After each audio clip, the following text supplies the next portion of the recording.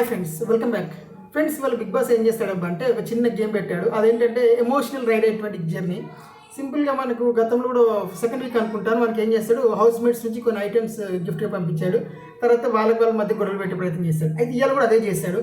యశ్మి ఏం చేస్తాడంటే first confusion పిలిచాడు, పిలిచి ఫుడ్ పంపించారు. ఎవరికి? నిఖిల్కి, నాగమణి కంటకి ఫుడ్ పంపించారు. సో యశ్మికి అధికారం ఇచ్చారు, నువ్వు నిఖిల్కి ఇస్తావా లేదంటే నాగమణి కంటకి ఇస్తావా ఫుడ్ అని అన్నప్పుడు యశ్మి ఆబ్వియస్గా తన ఫ్రెండ్ అయినటువంటి నిఖిల్కి ఇస్తా అంటే తప్ప నాగమణి కంటకి ఎందుకు ఇస్తుంది? టెక్నికల్లీ నాగమణి కంట నువ్వు ఇంటికి వెళ్ళిపో అంటున్న అమ్మాయి ఆ ఫుడ్ ఏదో నువ్వు ఇంటికి వెళ్ళి తినంటే తప్ప నేను నీకోసం తీసుకొస్తాను తిన్నా అని అంటదా? సరే, బిగ్ బాస్ సైడ్ ఏం చెప్పారు, అందులో ఏదో మెసేజ్ ఉంది అని. సరే, టు బి లాజికల్ ఇంకో పాయింట్ చెప్తాను. అందులో మెసేజ్ ఉందన్న ఏదుందన్నా నాగమణి కంటే భార్య నుంచి వెళ్ళిపోలేదబ్బా. ఇంకోటి ఆయన ఒక పాయింట్ చెప్పిన, నేను బిగ్ బాస్కి వచ్చేటప్పుడు కూడా నా దగ్గర డబ్బులు లేకపోతే నా భార్య నాకు డబ్బులు ఇచ్చి మరీ పంపించింది బిగ్ బాస్ బట్టలు కొనుక్కోమని చెప్పింది. సో ఆమె అమెరికాలో ఉండొచ్చు, ఇక్కడ ఉండొచ్చు, కానీ but they are not separated. First ఇంకో విషయం ఏంటంటే నిఖిల్కి ఒక పాయింట్ మాట్లాడితే సెకండ్ వీక్ వచ్చినప్పుడు అభయ్ నవీన్ నిఖిల్ నిలబడ్డప్పుడు నిఖిల్కేమో ఇంటి నుంచి షర్ట్ వస్తుంది, అభయ్ నవీన్కి ఏమో వాళ్ళ ఫాదర్ వాచ్ వస్తుంది. అప్పుడు ఏం చేస్తాడు, నిఖిల్ త్యాగం చేస్తాడు. ఓకే, త్యాగం చేసేస్తే అభయ్ నవీన్ వాచ్ తీసుకున్నాడు. సరే, అభయ్ నవీన్ తర్వాత వారిలో వెళ్ళిపోయాడు వేరియేషన్ అని. సో ఆడ ఒకసారి చేతిలో వచ్చిన అవకాశాన్ని నిఖిల్ కోల్పోయి ఉన్నాడు కాబట్టి, సో ఇప్పుడు నా ఫ్రెండ్ ఫేస్లో నేను ఆనందం చూద్దామని నేను నా ఫ్రెండ్కి ఇద్దామనుకుంటే తప్పేలా అవుతుంది అని చెప్పేవాళ్ళు 1,00,000 చెప్తారు. అంటే బేసిక్గా తను చేసింది తప్ప ఒప్ప అనే పాయింట్ ఆఫ్ వ్యూ మాట్లాడితే 100% కరెక్ట్. తన ఫ్రెండ్ తను నచ్చిన వాళ్ళకి ఇచ్చుకుంది, అది తప్పేలా అవుతుంది?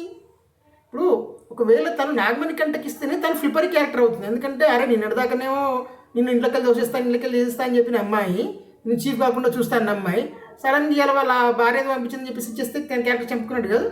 ఇప్పుడు తప్పో ఒప్పో ఇద్దరు అటు సైడ్ ఒక సైడ్ మీద ఉండాలి. నా ఫ్రెండ్స్కి నేను ఏదైనా చేస్తాను అనుకున్నప్పుడు నా ఫ్రెండ్స్కి నిన్న ప్రతి ఓడిపోతే ఏడ్చింది రైట్.